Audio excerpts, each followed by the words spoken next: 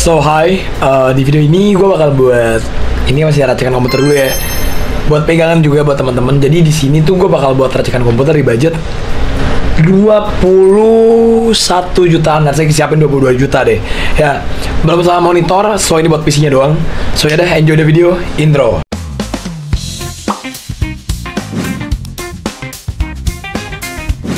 So, nggak usah lama-lama. Jadi first, ini adalah racikan komputer di budget. Ya, siapin dana 22 juta ya, gua rasa 22 juta. Kalau kita ngomong secara spesifikasi PC-nya, pertama untuk prosesornya gue bakal ambil Ryzen 5 7500F. Kenapa ambil ini bang? Karena gue masih banyak pertimbangan, terutama buat main game ya. Gue concern sama dia punya L3 kids-nya di 32 MB. Ini menurut gue concern utama gue, karena kalau konteksnya buat main game, gue rasa ini this is the best one gue rasa ya. Habis itu ada support PCI Express-nya udah Gen 5 24 lens ya, buat jangka panjang, lebih future proof. Dan Cats L3 sendiri itu fungsinya buat meringankan beban kerja RAM ya, buat meningkatkan FPS 3 itu pasti ngaruh banget tentunya. Sudah 6 cores, sudah 12 threads, tapi ingat di sini wajib memakai GPU eksternal. Kalau misalkan kalian pengen rakit komputer, gua akan menyarankan tetap pakai GPU eksternal di budget 2,2 juta dari Enter Komputer ya, kurang lebih seperti ini. Kalian bisa baca sendiri komennya, link gua taruh di deskripsi dari Enter Komputer.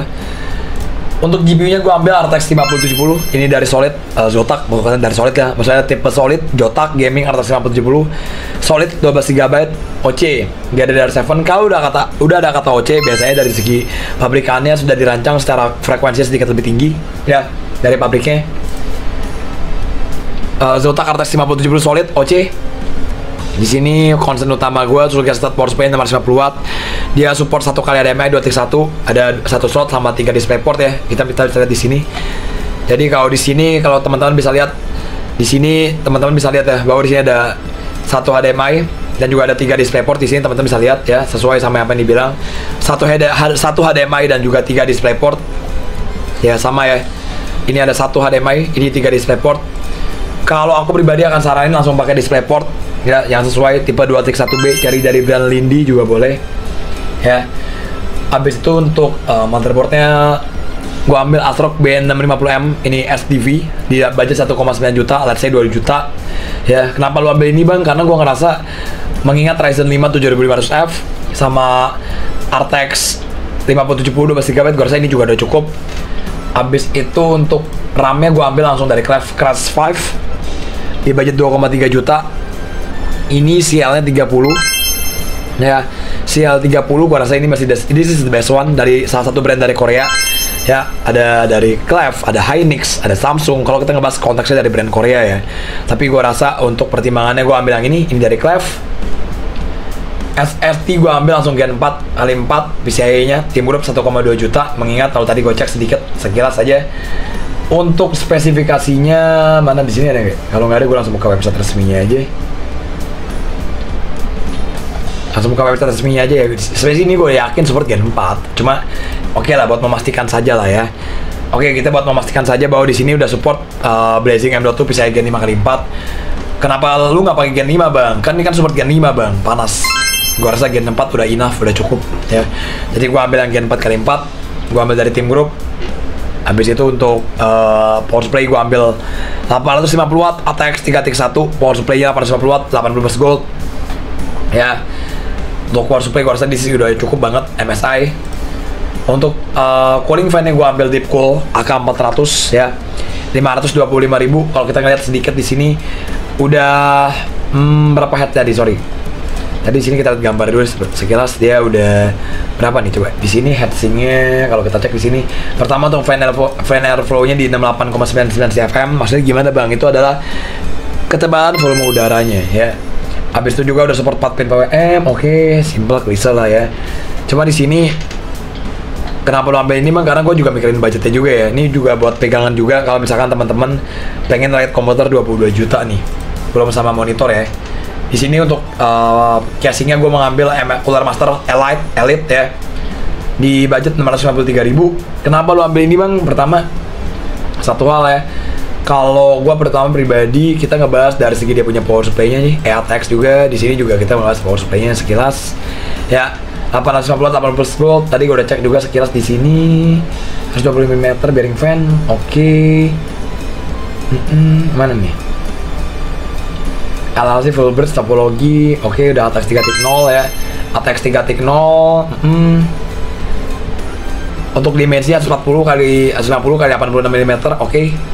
Kalau kita ngebahas untuk casingnya sendiri, kalau kita ngebahas dari clearance ya, clearance power supply di 170 mm, 210 mm. Oke, bahwasanya ini masih support sampai karena di sini kalau kita lihat cuma 110 ya untuk power supply, jadi gua rasa udah pasti cukup banget, gak ada persoalan untuk power supply-nya. Untuk GPU-nya kita langsung ngecek di tech power up, bahwa di tech power up di sini kalau kita cek dari dia punya clearance-nya mana lengnya 304 mm. Casingnya udah support belum? Clearance GPU-nya sampai 410 mm. Oke. Ya, clearance grafik card-nya jadi udah pasti it doesn't matter, semuanya udah pasti support. Terakhir fan casing, kalau fan casing di sini ya ini support yang 120 mm sama 140 mm, tapi gua ambil yang 120 aja dari Arctic cukup, gua ambil 6 ya. Jadi kalau total semen kali ini berapa? Semen kali 3 semen kali 3 berapa? 27 berarti 540.000 ya. Jadi kalau total semua di budget 21.770.000 ya. Menurut gue ini masih pilihan yang masih oke juga. Pertama untuk prosesornya gue ambil Ryzen 5 7500F, pakai RTX 5070, VRAM 12GB, ASRock B660 MSDV ya. Dan ini juga gue sekilas juga gue bahas aja. Paling nggak dia udah support Gen 5 sama Gen 4, tapi gue di sini gue ambil pakai yang Gen 4 ya. Habis itu RAM-nya 2350 MHz. Harga RAM-nya 2.350.000 dengan frekuensinya 6.400 MHz ya. 2x16. Oke, SSD-nya Team Group NVMe Gen 4 x 4 1,2 juta. MSI Cipocular Deep Cool. Oke, casingnya kita pakai yang standar aja Elite 653.000. Sama ini kita ngomongin fan casing itu ada berapa fan casing? Sebentar tadi. Kalau di sini kan tadi gua baca sekilas mana tadi ya? Fan casing tadi. Casing di sini dia udah include sama satu fan di belakang, paling 3 depan sama 3 di atas ya. Jadi 3 sebagai exhaust, 3-nya intake ya. Jadi nanti posisinya angin kesini, ini exhaust, angin kesini ya. Karena kalau dibaca di deskripsinya top. Oke, bukan kita ngomongin jumlah fans instalasinya nih. Bisa 3 kali ya, berarti 3 kali berarti bisa 3 fan. Oke. So di total 21 juta. Oke, gini aja. Sekarang gua akan ngasih lihat performa Ryzen 5 7500F sama RTX 5070 yang VRAM-nya 12GB. Bisa buat main game apa aja.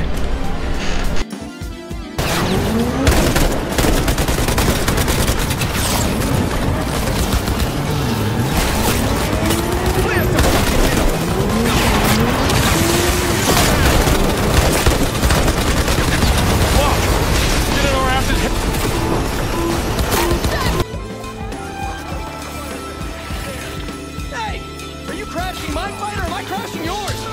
We're crashing crime, dude!